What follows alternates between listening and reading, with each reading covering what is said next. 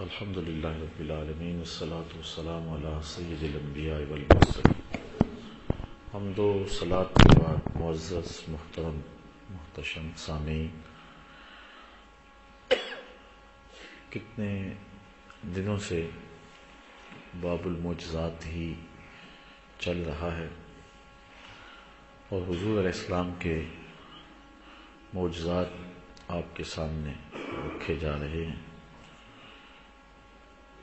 حضرت سہل بن حنظلیہ رضی اللہ تعالی عنہ روایت کرتے ہیں کہ انہم ساروا مع رسول اللہ صلی اللہ علیہ وسلم یوم حنین فاطنبوا السیر حتی کان عشیہ،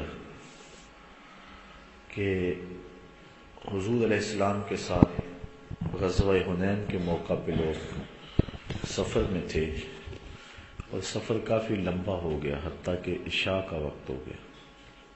فجاء فارس، ایک سوار آیا، فقال یا رسول اللہ صلی اللہ علیہ وسلم انی طلعت علی جبل کذا و کذا، کہ میں اس پہاڑ پر دیکھ کر کے آیا ہوں۔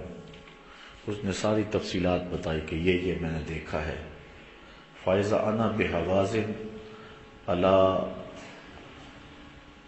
بکرۃ ابیہم بزؤنہم ونعیمہم اجتمعوا الی حنین، کہ قبیلہ حوازن جو ہے وہ اپنے بچوں کو، جوانوں کو، بوڑھوں کو، اونٹوں کو اور اپنے جانوروں کو، ساز و سامان کو لے کر کے سارا قافلہ جو ہے وہ میدان میں جمع ہے۔ یعنی اس نے خبر دی حضور کو کہ دشمن کا لشکر بہت سارا ہے، اور قبیلہ حوازن جس کے ساتھ ٹکراؤ ہوا تھا حنین میں، وہ اپنے سارے لاؤ لشکر کے ساتھ اور بچوں اور بوڑھوں کے ساتھ، جوانوں اور مردوں اور عورتوں کے ساتھ وہ میدان میں جمع ہے۔ فتبسم رسول اللہ صلی اللہ علیہ وسلم، حضور مسکرا پڑے، وقال، اور فرمایا تلک غنیمت المسلمین غدا انشاءاللہ تعالی، فرمایا کل یہ تمہارے لیے سب کچھ مال غنیمت ہوگا، یہ سب کچھ کل تمہارے لیے مال غنیمت ہوگا جو یہاں جمع ہے۔ ثم قال، پھر حضور نے کہا من یحرسنا اللیلہ، کہ رات کو ہمارا پہرا کون دے گا؟ حضور نے فرمایا رات کو ہمارا پہرا کون دے گا؟ قال انس بن ابی مرثد، حضرت انس ابن ابی مرثد الغنوی رضی اللہ تعالی عنہ نے کہا انا یا رسول اللہ صلی اللہ علیہ وسلم، حضور یہ نوکری میں سر انجام دوں گا۔ قال ارکب فراکب فرسا، حضور نے فرمایا کہ تو سوار ہو جا، تو وہ ایک گھوڑے پہ سوار ہو گئے۔ فقال، تو حضور نے اس کو فرمایا استقبل ھذا الشیب حتی تکون فی اعلاہ، کہ تو اس پہاڑ پر چڑھ جا یہاں تک کہ تو سب سے اونچائی پر چلا جائے۔ فلما اصبحنا، وہ پہرا دینے کے لیے چلے گئے اور لوگ سو گئے۔ کہتے ہیں جب صبح ہوئی خرج رسول اللہ صلی اللہ علیہ وسلم الی مصلاہ، تو حضور نماز کے لیے نکلے۔ فرکع رکعتین، تو حضور نے 2 رکعتیں پڑھی، فجر کی 2 سنتیں۔ ثم قال، پھر فرمایا هل حسستم فارسکم، وہ رات جو ہم نے سوار بھیجا تھا تم نے اس کو آتے جاتے محسوس کیا ہے؟ تو لوگوں نے کہا فقال رجل یا رسول اللہ ما حسسنا، کہ ہم نے اس کو محسوس نہیں کیا۔ یعنی حضور نے اس کو یہ تاکید کی تھی کہ تم پہاڑ پہ چڑھ جانا، اگر رات کو اچانک کوئی حملہ ہو یا کوئی دشمن کی طرف سے نقل و حرکت ہو تو اس کی اطلاع دینا۔ تو حضور نے فرمایا کہ اس نے کوئی اطلاع دی، اس نے کوئی ایسی بات کی کہ جس کو تم نے محسوس کیا؟ تو صحابہ نے عرض کی نہیں حضور ہم نے کوئی محسوس نہیں کیا۔ فصف بالصلاۃ، تو نماز کے لیے اقامت کہی گئی۔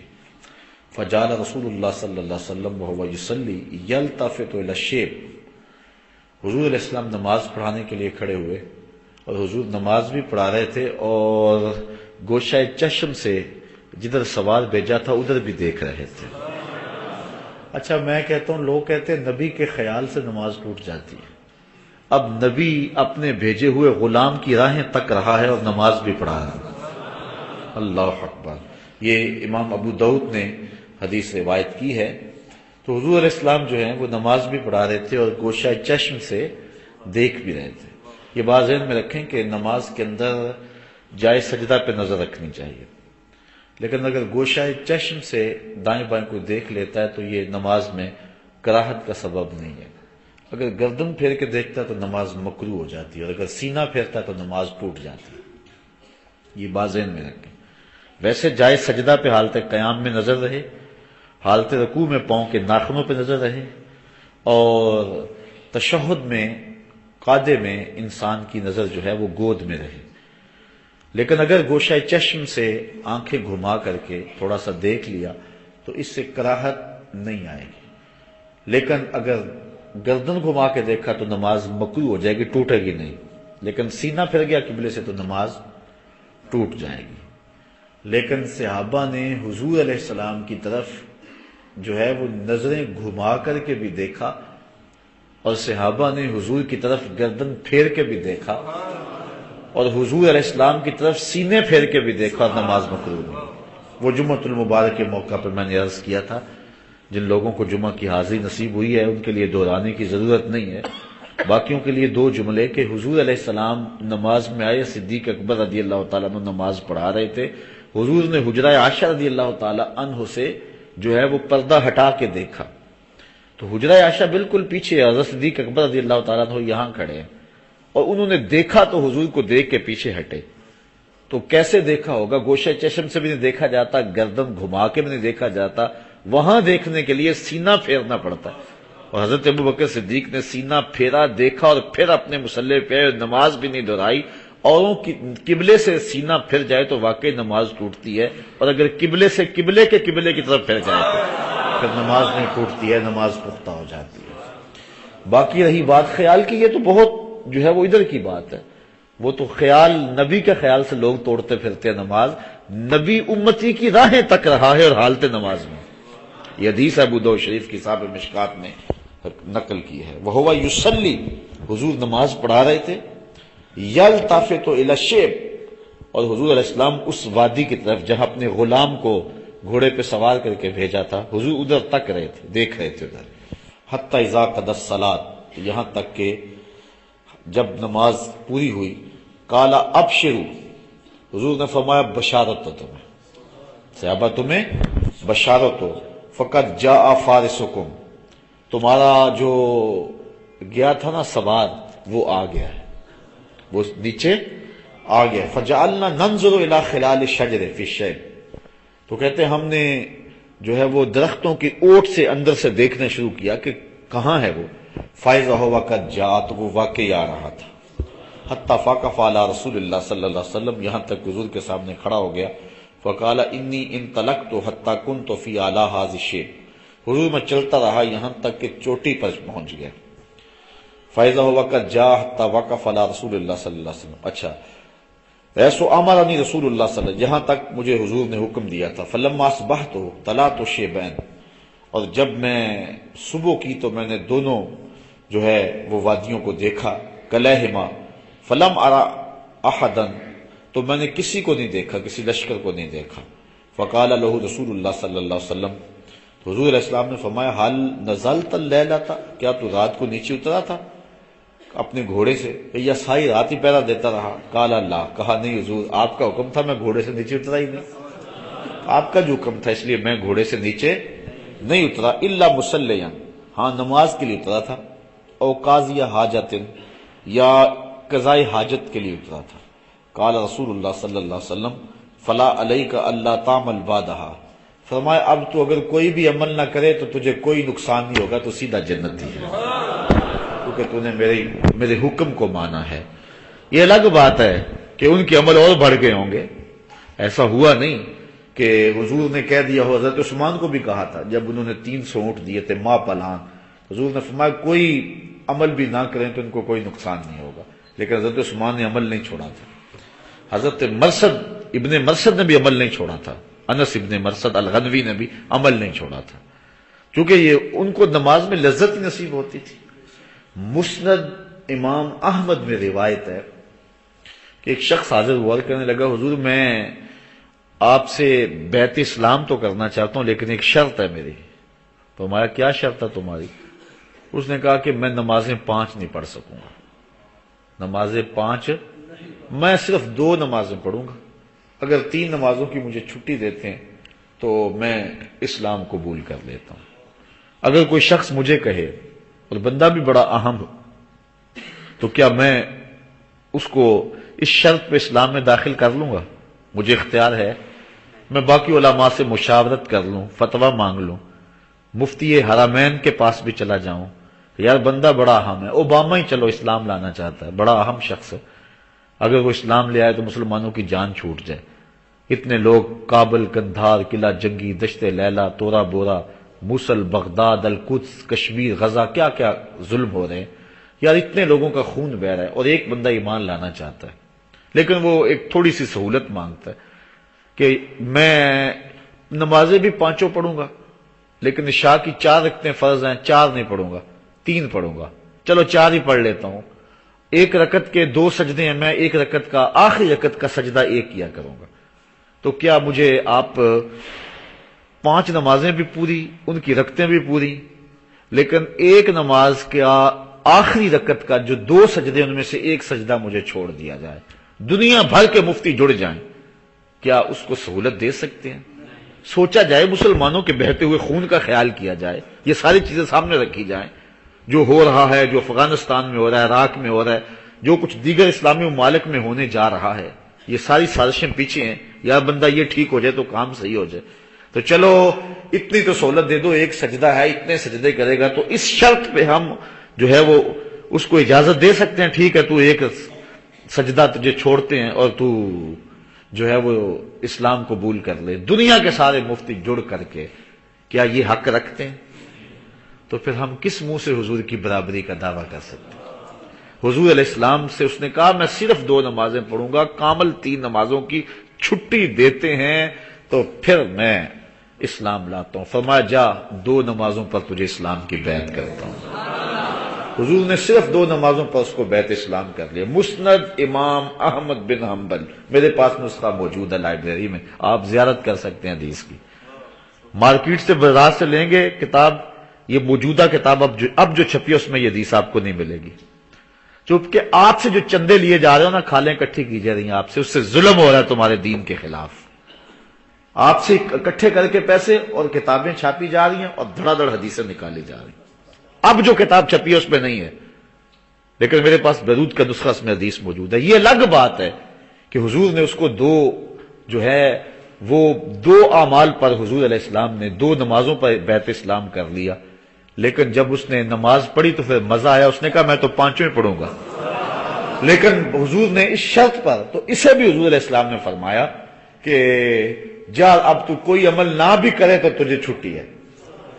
اب کچھ لوگ کہتے ہیں جی اس سے مراد نفلی اعمال ہے، بھئی نفلی اعمال تو پہلے ہی واجب نہیں بندے پر، اگر کوئی بندہ نفلی اعمال پہلے بھی نہیں کرتا تو پھر اس کے اوپر کوئی نفلی اعمال کی تو پابندی بھی نہیں ہے، یہ چھٹی کس چیز کی چھٹی ہوئی پھر؟ تو یہ اللہ کے محبوب کا اختیار ہے، حضور جس کے لیے چاہیں جو چاہیں کر دیں۔ حضور علیہ الصلوۃ والسلام کو اللہ نے یہ تصرف عطا فرمایا ہے، اور آپ جانتے ہیں کہ حضور علیہ السلام نے یہ نہیں فرمایا اس صحابی کو کہ جس شخص نے روزہ توڑا تھا کہ لے کھجوریں خود لے جا، خود کھا جا اور اپنے بچوں کو کھلا دے، روزے کا کفارہ بھی ادا ہو جائے گا، تو کیا کریں گے؟ کس حدیث کو نکالیں گے کتب حدیث سے؟ پھر تو ساری حدیثیں ختم ہی کرنا ہوں گی، جو حضور کی عظمتوں کے دیے تو جگہ جگہ پہ روشن ہیں۔ تو حضور علیہ الصلوۃ والسلام نے فرمایا کہ جا اب تیرے لیے کوئی مسئلہ نہیں ہے۔ اچھا کھجوروں کی بات آئی تو آگے حدیث بھی کھجوروں والی آ گئی، اللہ اکبر۔ یہ روایت کرتے ہیں حضرت ابو ہریرہ رضی اللہ تعالی عنہ، وعن ابی ہریرہ قال اتیت النبی صلی اللہ علیہ وسلم بتمرات، کہتے ہیں میں حضور کی خدمت کے اندر کچھ چھہارے لے کے آیا، کچھ چھہارے لے کر کے آیا، تو فقلت، اور میں نے کہا یا رسول اللہ صلی اللہ علیہ وسلم ادعو اللہ فیہن بالبرکہ فَزَمَهُنَّ ثُمَّ دَعَا لِي فِيهِنَّ بِالْبَرْكَةِ فَزَمَّهُنَّ حضور علیہ السلام کے پاس میں تھوڑے سے چھہارے پیش کیے. میں نے کہا حضور آپ ان چھہاروں پر برکت کی دعا کر دیں. ان چھہاروں پر برکت کی دعا آپ بھی تو کر سکتے تھے حضرت ابو ہریرہ. آج لوگ منہ پھاڑ پھاڑ کہتے ہیں اللہ سب کی سنتا ہے. کیا جاتے ہو بزرگوں کے پاس لینے کے لیے؟ اللہ تو ہر ایک کی سنتا ہے، کیوں وسیلے ڈھونڈتے پھرتے ہو؟ کیا حضرت ابو ہریرہ کی دعا قبول نہیں ہوتی تھی؟ وہ حضور کے پاس گئے، حضور بھی یہ کھجوریں ہیں اور ان پر برکت کی دعا کر دیں. کھجوریں لے گئے، حضور کی خدمت میں پیش کی. فَزَمَّهُنَّ حضور نے ان جو ہے وہ کھجوروں کو ملا دیا، مکس کر دیا. ثُمَّ دَعَا لِي اور پھر حضور علیہ السلام نے میرے لیے دعا کر دی. فِيهِنَّ ان کھجوروں میں بالبرکت برکت کی. حضور نے ان کھجوروں کو مکس کر کے میرے لیے برکت کی دعا کر دی. قالا اور فرمایا خذہن لے پکڑ لے، فجعلہن فی مزودے کا اور اس کو اپنے توشہ دان میں ڈال لے.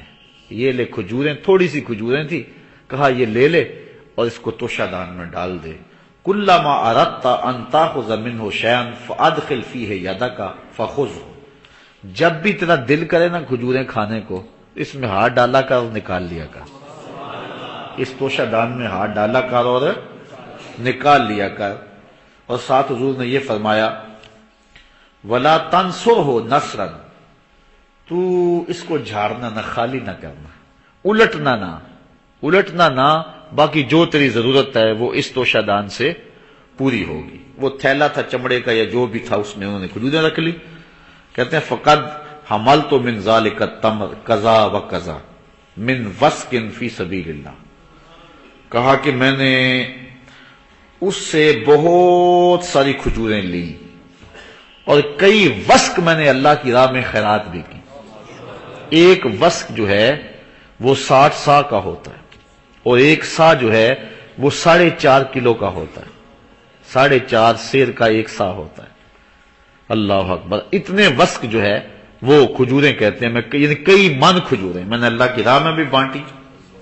اور پھر فرماتے ہیں کلما، آگے فرمایا فَكُنَّا نَاكُلُ مِنْهُ وَنُطْعِمُ، کہ ہم اس سے کھاتے بھی اور اس سے لوگوں کو بھی کھلاتے. جو مہمان آتا وہ بھی ادھر سے کھاتا، ہم خود بھی کھجوریں ادھر سے کھاتے، فقیر آتے تو اس کو بھی بانٹتے.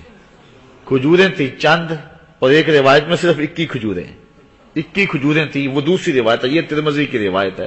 وہ روایت دوسری جس میں انہوں نے جو ہے وہ 21 کھجوروں کا ذکر کیا ہے. تو لیکن یہاں انہوں نے تعداد بیان نہیں کی، لیکن پتہ چلتا ہے کہ وہ تھیلے میں جو ہیں وہ کھجوریں کتنی کو تھیں. اب دیکھ لیے حضرت ابو ہریرہ فرماتے ہیں وَقَانَ لَا يُفَارِقُ حَقْرِي، وہ جو تھیلا تھا نا توشہ دان جس میں کھجوریں تھیں، وہ میری قبر سے کبھی الگ نہیں ہوتا تھا. یعنی میں اس کو یہاں ہی رکھتا تھا، اپنے یہاں بس کندھے پہ رکھ لیا اور چلتا رہا. جب بھی بھوک لگی، پیاس لگی، میں نے کھجوریں نکالی، کھا لی. کوئی آیا میں نے کہا تو بھی کھا. اور پھر کوئی فقیر ہوتا میں آواز مار کے دیتا یہ لے کھجوریں. چونکہ جب ختم ہی نہیں ہونی ہے تو پھر فقیر سے ڈرنا کیوں؟ وہ اللہ تعالیٰ نے اپنے محبوب کو فرمایا نا کہ محبوب سائل کو جھڑکنا نہیں. جھڑکے تو وہ جس کے خزانوں میں کمی ہو. محبوب تجھے ہم نے دیا ہوا ہے، تو بانٹتا جا، جھڑکنا نہ، پیار سے دیتا چلا جا. اب حضور بانٹ رہے ہیں اور جن کو حضور دیا ہے وہ بھی آگے بانٹ رہے ہیں. اللہ اکبر. چمک تجھ سے پاتے ہیں سب پانے والے، میرا دل بھی چمکا دے چمکانے والے. لوگ حضور کی عطاؤں کی بات کرتے ہیں کہ تھوڑی ہیں کہ زیادہ ہیں. اللہ اکبر. لیکن یہاں معاملہ ہے جس کو حضور دے دیں اس میں کمی نہیں آتی ہے. وہ کیا کسی نے کہا تھا، صاحبزادہ پیر نصیر الدین علیہ رحمہ نے، کہ اب تنگی داماں پہ نہ جا اور بھی کچھ مانگ، ہیں آج وہ مائل بعطا اور بھی کچھ مانگ. دے سکتے ہیں کیا کیا کچھ نہیں دیتے، یہ بحث نہ کر ہوش میں آ اور بھی کچھ مانگ. جن لوگوں کو شک ہے کہ کرم ان کا ہے محدود، جن لوگوں کو شک ہے کہ کرم ان کا ہے محدود، ان لوگوں کی باتوں پہ نہ جا اور بھی کچھ مانگ.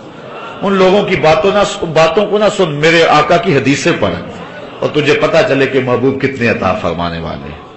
تو کہتے ہیں کہ وہ میری بس کمر سے وہ تھیلا لٹکا رہتا، جب بھی کہیں ضرورت ہوتی خود بھی کھاتا، لوگوں کو بھی کھلاتا اور غریبوں مساکین میں بھی بانٹتا، اور میں نے کئی وسق جو ہے کھجوریں ان سے بانٹ دی، منوں کے حساب سے کھجوریں میں نے بانٹ دی۔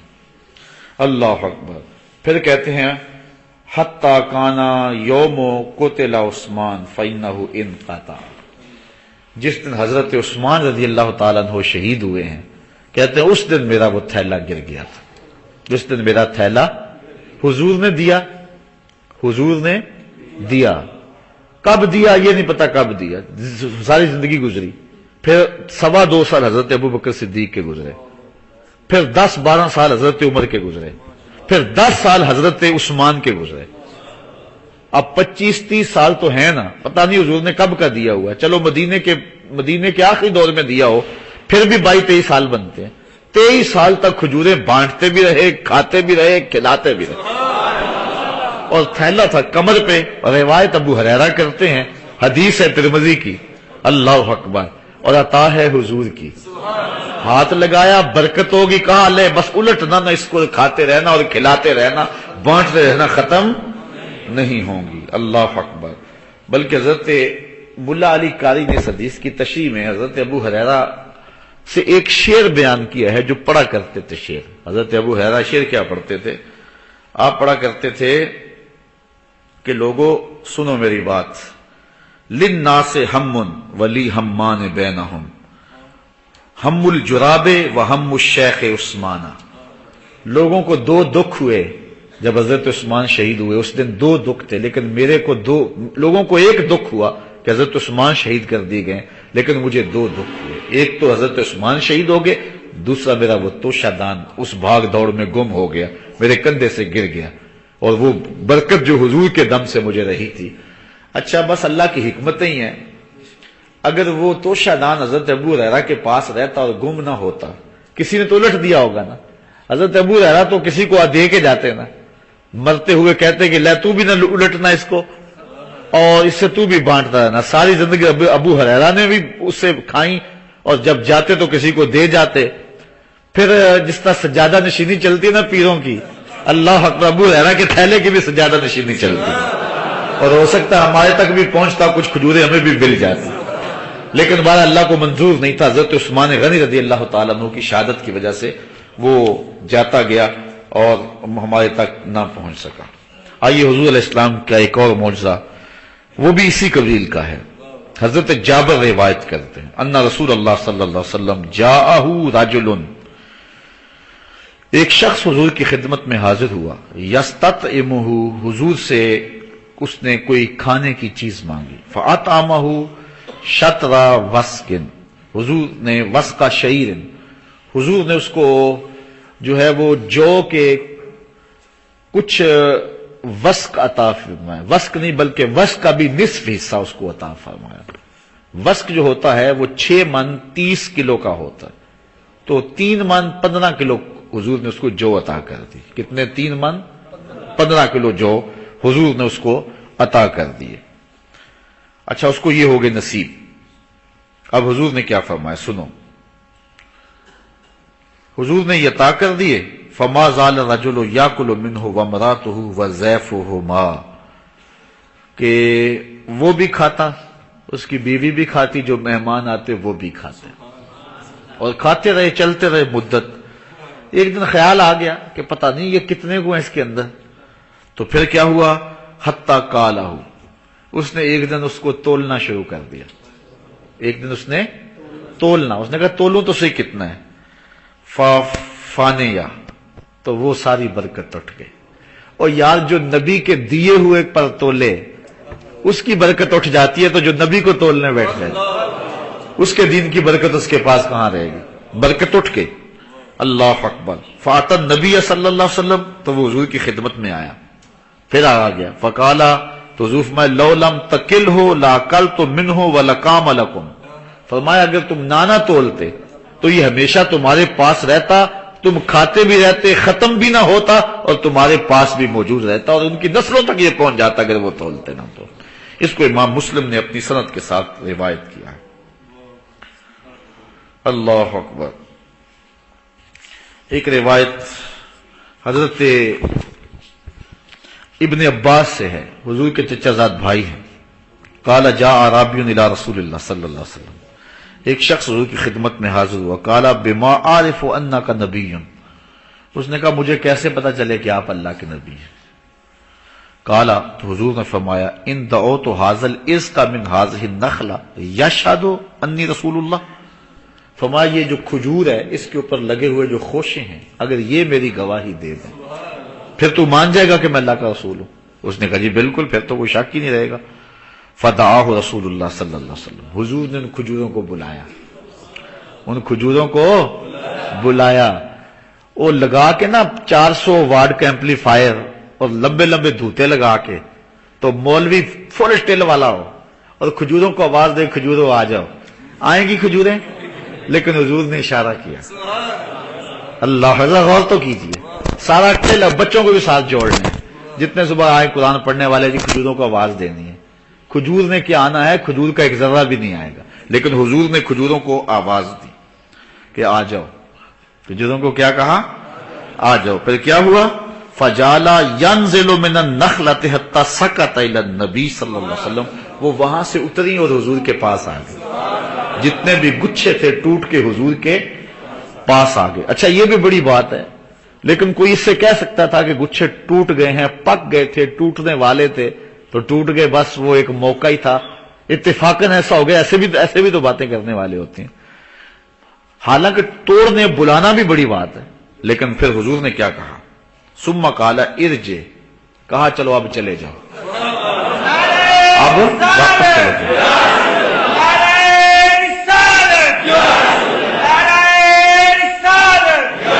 قال ارجع، فرمایا اب واپس چلی جاؤ. فعاد فاسلم الاعرابی، تو وہ کھجوریں جا کے جہاں سے ٹوٹی تھی وہاں جا کے پھر لگ گیا. اللہ اکبر. فاسلم الاعرابی، اس دیہاتی نے حضور کا کلمہ پڑھنا شروع کر دیا. اتنا واضح معجزہ حضور کا دیکھا، پہلے ٹوٹی گری پھر جا کے پھر دوبارہ جڑ گئی. اللہ اکبر. یہ حضور کا معجزہ ہے کہ اگر توڑا ہے تو پھر جوڑا بھی ہے. چاند کو بھی پہلے توڑا تھا پھر جوڑا تھا، کھجوروں کو بھی توڑا اور پھر او سڑیاں کھجوراں او گا جاندا ہے، او پتھراں نو کلمے پڑا جاندا ہے. ہم اس نبی کے ماننے، اس نبی کے چاہنے والے. حضرت ابی ہریرہ رضی اللہ تعالی عنہ سے ایک روایت لیں. قال جاء ذئب الى راعي غنم فاخذ منها شاة فطلبه الراعي حتى انتزعها منه، کہ ایک بکریاں چرانے والا شخص بکریاں چرا رہا تھا وہ یہودی. ایک آیا بھیڑیا، اس نے بکری پکڑی اور بھاگ گیا. یہ چرواہا بڑا مضبوط تھا، اس نے ڈنڈا پکڑا اور بھیڑیے کے پیچھے، اور جا کے بھیڑیے سے بکری سے اس کو چیرتا اور ٹکڑے کرتا، اس نے پہلے چھڑوا لیا. جب بکری اس نے چھڑوا لی، قال فصعد الذئب على تل فقع واستسفر وقال قد امت الى رزق رزقنيه الله اخذته ثم انتزعته مني. وہ ایک اونچی جگہ پہ بیٹھ گیا، ٹیلے پہ بیٹھ گیا اور کہنے لگا اللہ نے رزق دیا تھا تو نے چھین لیا مجھ سے. اور یہ گفتگو جو ہے وہ ایسے جس طرح لوگ کرتے ہیں، فصیح زبان میں کر رہے ہیں. اس شخص نے جب سنا نا تو فقال رجل، اس نے کہا تاللہ ان رأیت کل یوم ذئب یتکلم، میں نے کبھی بھیڑیوں کو باتیں کرتے نہیں دیکھا، آج تک کبھی بھیڑیوں نے باتیں تو نہیں کی تھی جس طرح انسان کرتے ہیں، عجیب بات ہے. فقال الذئب، تو بھیڑیا باتیں تو پہلے کر رہا تھا. اس نے کہا عجب من ھذا، میں اس سے بھی عجیب بات نہ سناؤں؟ تجھے یہ بڑا تعجب ہو رہا ہے کہ بھیڑیا بول رہا ہے، لیکن میں تجھے اس سے بھی عجیب بات نہ سناؤں؟ اس نے کہا کیا؟ اس نے کہا من ھذا، اس سے بھی عجیب بات، رجل فی النخلات بین الحرتین، کہ یہ جو کھجوروں کا جھنڈ ہے نا، مدینے کی طرف اشارہ کر کے کہا، کہاں ایک آدمی آیا، یہاں ایک شخص آیا ہے، یہاں ایک شخص آیا ہے، یخبرکم بما مدا وما هو کائن بعدکم، جو گزرے ہوئے واقعہ ہیں ان کی بھی خبر دے رہا ہے، جو آنے والے واقعہ ہیں ان کی بھی خبر دے رہا ہے. اور بھیڑیا اب بھی مان جائیں، یہ تو بھیڑیا بھی کہہ رہا ہے کہ نبی آنے والی خبریں دے رہا ہے. اور بھیڑیوں تم اس سے بھی گئے گزرے ہو، تم ابھی تک ترازو لے کے بیٹھے غیب نہیں جانتے تھے. وہ بھیڑیا کہہ رہا ہے، بھیڑیا کہہ رہا ہے کہ ایک ایسا شخص آیا ہے کہ جو گزرے ہوئے واقعے بھی بیان کر رہا ہے اور جو آنے والے واقعات ہیں وہ بھی بیان کر رہا ہے، اور کوئی شے اس سے پوشیدہ۔ فکان رجل یہودیا، وہ شخص جو تھا وہ یہودی تھا، فجاء الی النبی صلی اللہ علیہ وسلم فاخبرہ، وہ حضور کی خدمت میں آیا اور اس نے حضور کو خبر دی کہ میں نے یہ واقعہ دیکھا ہے، فاسلم، اور اسلام بھی لے آیا، فصدقہ النبی صلی اللہ علیہ وسلم، تو حضور نے اس کی تصدیق کی کہ ہاں واقعی یہ واقعہ ہوا ہوگا۔ ثم قال النبی صلی اللہ علیہ وسلم انہا امارات بین ید الساعۃ، کہا کہ یہ بھی عجیب بات ہے لیکن قرب قیامت میں ایسی علامتیں بھی ظاہر ہو جائیں گی، قد اوشک الرجل ان یخرج فلا یرجع حتی یحدثہ نالاہ وصوتہ بما احدث اہلہ بعدہ، فرمایا قرب قیامت میں بندہ گھر سے جائے گا تو واپس جب پلٹے گا اس کا کوڑا، اس کے نالین، جوتے جو اس کے اہل خانہ نے بعد میں باتیں کی ہوں گی وہ ریکارڈ کر لیں گے اور اس کو بتا دیں گے۔ اور آج دیکھ لیں آپ، چھوٹے سے پرزے لگا کے چلے جائیں، واپس آ کے سب کچھ سن لیں گھر میں کیا ہوتا رہا۔ تو اس وقت یہ واقعہ جو ہوا، یہ حضور جو خبریں دیتے ہیں یہ بطور معجزہ دی ہیں حضور، میں قرب قیامت میں یہ چیزیں ویسے بھی آ جائیں گی، یعنی آج کے دور میں جو حضور نے بتایا وہ سامنے آ گیا نا، گھر چھوڑ جائیں، موبائل ریکارڈنگ پہ لگا کے آپ سب کچھ سن لینا، جوتے پہ بھی لگا دیں کوئی چھوٹی سی چیز، کوئی چیز جو ہے وہ کوڑے پہ لگا کے، بندوق پہ لگا کے چلے جائیں، تو اس گھر میں ساری جو بات ہے، دفتر میں ساری جو بات ہے، جو کچھ ہو رہا ہے، ایک بندہ سب کو ریکارڈ کر رہا ہے، واپس آ کے سب کچھ سن لے۔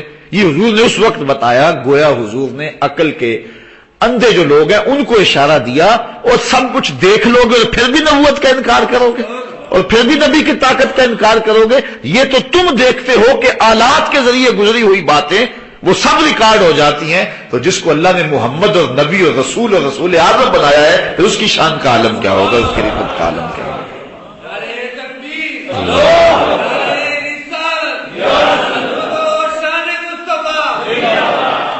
تو یہ اللہ نے اپنے محبوب کو شان دی ہے، اپنے محبوب کو یہ رفعت عطا فرمائی۔ حضور علیہ الصلوۃ والسلام کے معجزات کی جو فہرست ہے وہ تو بہت طویل ہے، اور اہل محبت اس کو ان پورے دنوں کے اندر سنتے بھی رہے ہیں اور قرار بھی پاتے رہے ہیں، اور ان کو حضور کے معجزات کو سن کر قلب و نظر کی راحت کا سامان بھی ہوتا رہا۔ آج کل میں جب بھی کوئی گفتگو کرتا ہوں تو میری کوشش یہ ہوتی ہے کہ حضور کی ناموس کے حوالے سے کوئی نہ کوئی بات کسی طرح سے ضرور ہو جائے۔ تو چونکہ ہم ربیع الاول میں پچھلے سال پورا مہینہ حسن رسول پر گفتگو کرتے رہے، اس مرتبہ پورے 10 دن پہلے لگے، اور اس کے بعد ہم نے معجزات پہ گفتگو شروع کر دی۔ تو یہ چونکہ ربیع الاول کا آخری پیر ہے، آئندہ جو پیر آئے گا وہ ربیع الثانی کا پہلا یا ربیع الثانی کی دوسری تاریخ ہوگی، تو اس لیے یہ آخری پیر ہے، تو معجزات کا جو باب ہے ہم سر 10 جو ہیں وہ اپنے اختتام کی طرف لے جا رہے ہیں، پھر معمول کے مطابق درس مشکات شروع ہوگا۔ تو میں حضور کا ایک معجزہ بھی آپ کے سامنے رکھوں گا، اور اس معجزے میں حضور علیہ الصلوۃ والسلام کی ناموس کا تذکرہ ہے۔ حفاظت کرنے والوں نے حضور کی ناموس کی حفاظت کی اور حضور کا ایک معجزہ ظاہر ہوا، اس کو روایت کیا ہے امام بخاری نے اپنی سند کے ساتھ۔ حضرت برا رضی اللہ تعالی عنہ روایت کرتے ہیں، یہ برا بن عازم صحابی، قال بعث النبی صلی اللہ علیہ وسلم رحتا الی ابی رافع، ابی رافع نامی ایک یہودی تھا جو حضور کو دکھ دیا کرتا تھا اور آقا کریم کی توہین کیا کرتا تھا۔ حضور نے ایک گروہ تیار کیا اور فرمایا جاؤ جا کے اس کی خبر لو، اس کی زبان کھینچو۔ فداخل علیہ عبداللہ ابن عتیق، تو حضرت عبداللہ ابن عتیق جو ہیں یہ ایک صحابی ہیں، وہ اس کے قلعے میں داخل ہو گئے، بیتہ لیلاً، اس کے قلعے میں رات کو داخل ہو گئے، وہو نائم، تو وہ سویا ہوا تھا۔ تو حضرت عبداللہ بن عتیق نے آواز دی کہ اے ابو رافع، اس نے کہا ہڑبڑایا نیند میں، آپ سمجھ گئے کہ یہ اس چارپائی پہ لیٹا، چونکہ اس لوگ زیادہ تھے وہاں، آپ نے آگے بڑھ کے جو ہے وہ اس کے پیٹ کے اندر خنجر کھونپ دیا، فقاتلہ، اور اس کو قتل کر دیا۔ فقال عبداللہ بن عتیق، حضرت عبداللہ بن عتیق کہتے ہیں فوضعت السیف فی بطنہ حتی اخذہ فی ظہرہ، باہر نکلے تو پھر خیال آیا کہ کہیں بچ نہ گیا ہو، پھر واپس پلٹے، جس نے غازی علم الدین نے کیا تھا۔ آپ پڑھیں غازی علم الدین کی تعریف، غازی علم الدین علیہ رحمہ نے جب راجپال کو قتل کیا، قتل کر کے وہ ٹال تھا ایک لکڑیوں کا اس کے پاس آیا، دل میں خیال آیا کہیں موذی بچ نہ گیا ہو، غازی پھر گیا. اللہ اکبر. جو اللہ رسول کے لیے جانیں وارتے ہیں وہ ڈرا نہیں کرتے ہوتے. بعد میں بیان بدلا. غازی علم الدین کو کس کس نے نہیں کہا تھا ایک بار کہہ دے کہ راجپال کو میں نے نہیں مارا، بس تیرے گلے سے پھندا پھانسی کا نکلوانا ہمارا کام ہے. تو غازی علم الدین نے کیا کہا تھا؟ اس نے کہا حد ہوگی تمہاری، یہ تو میرے مقدر اور میں اس کا انکار کر دوں. بڑے بڑے لوگوں نے کہا، میں وہ کہتا نہ میں مر کے بھی نہیں مرتا، جے تیری نظر ہوئے آنکھیں سونے نو وائے نہیں، جے تیرا گزر ہوئے میں مر کے بھی نہیں مرتا جے تیری. بتاؤ غازی علم الدین مرا ہے کہ زندہ ہے؟ لوگوں کے دلوں میں زندہ ہے، ہمارے من میں زندہ ہے، کتابوں میں زندہ ہے، ہواؤں میں زندہ ہے، فضاؤں میں زندہ ہے، قبر میں زندہ ہے. اس نے کہا تم، بلکہ لوگوں نے علامہ اقبال کو کہا کہ آپ جائیں اور آپ کہیں. علامہ اقبال نے پہلے تو انکار کیا، لوگوں کا اصرار بڑھا، کیونکہ سب کی آرزو تھی کہ بچ جائے، اس کو پھانسی نہ ہو، تو سب کی آرزو تھی کہ کچھ نہ ہو اس سے. بڑا تیار کیا تو علامہ اقبال کا تیار ہو گئے نادل نخواستہ، اور جا کے غازی علم الدین کو کہا. ابھی کہنے لگے تھے تو غازی علم الدین چہرے سے پڑ گئے، تو کہا اقبال تم بھی یہ کہہ رہے؟ اللہ اکبر. تو اقبال نے پھر اس وقت کہا تھا کہ ان شہیدوں کی دیت اہل کلیسا سے نہ مانگ، ان شہیدوں کی دیت اہل کلیسا سے نہ مانگ، کہ حرم سے بھی بڑھ کر پاکیزہ ہے جن کا لہو، ان کا لہو تو حرم سے بھی بڑھ کر قیمتی ہے. تو اللہ اکبر. تو حضرت عبداللہ ابن عتیق رضی اللہ تعالی عنہ کہتے ہیں میں پھر واپس پلٹا، فوضعت سیفی بطنہ، اور میں نے اس کے پیٹ میں پھر تلوار کھونپی، حتی اخذ فی ظہرہ، یہاں تک کہ کمر سے تلوار پیچھے نکل گئی. جب نکل گئی تو فعرفت انی قتلتہ، مجھے یقین ہو گیا کہ میں نے اسے مار دیا، میں نے گستاخی رسول کرنے والی زبان کاٹ دی ہے. فجعلت افتح الابواب حتی انتہیت الی درجۃ فوضعت رجلی فوقعت فی لیلۃ مقمرہ فانکسرت ساقی. کہتے ہیں کہ میں نے جلدی جلدی پیچھے دروازے بند کرتا گیا تھا قلعے میں، بہت بڑا قلعہ تھا اس کا. جب سیڑھیاں پڑا ہاتھ دروازہ بند کر کے آگے گزرتے تاکہ پیچھے سے کوئی آئے نہ، پھر دروازہ بند کر دیا، واپس آیا دروازے کھولتا ہوا آیا. آخری دروازے کو جب کھولا تو رات تھی، چاندنی، اور لگا یوں کہ جس طرح زمین آ گئی ہے نیچے، لیکن سیڑھی اونچی تھی. اور میں نے آگے پاؤں بڑھایا تو میری پنڈلی ٹوٹ گئی، پنڈلی کی ہڈی ٹوٹ گئی. فانکسرت ساقی، میری ساق، میری پنڈلی ٹوٹ گئی. فاصبتها بامامۃ، میں نے پگڑی کھولی اور باندھ دی. فانطلقت الی صحابی، جو پیچھے میرے ساتھ آئے تھے میں ان کے پاس چلا گیا. فانتہیت الی النبی صلی اللہ علیہ وسلم، چلتے چلتے پھر ہم حضور کے پاس آ گئے. میری پنڈلی ٹوٹی اور لٹک رہی ہے. فقال ابسط رجلک، حضور فرمایا ذرا پنڈلی تو نکال. حضور نے فرمایا یہ پنڈلی تو بچھا نا. تو کہتے ہیں فبسطت رجلی، میں نے اپنی پنڈلی بچھا دی. فمسحھا، تو حضور نے اپنا دست شفا پھیر دیا. فکأنما لم اشتکھا قط، تو مجھے ایسے ہوا جس طرح میری پنڈلی کو کبھی درد بھی نہیں ہوا تھا، کبھی میری پنڈلی کو درد بھی نہیں ہوا تھا. رواہ البخاری، اس کو امام بخاری نے روایت کیا ہے. اللہ حضور کی محبتیں ہم سب کو نصیب فرمائے. بائیں پستان سے 2 انگل نیچے تھوڑا سا پہلو کی جانب گوشت کا ایک ٹکڑا ہے جس پر سفید رنگ میں لفظ اللہ لکھا ہوا. تصور کریں اور خیال کریں کہ دل دھڑک نہیں رہا، اللہ اللہ کہہ رہا ہے. سانس اندر جائے تو اللہ،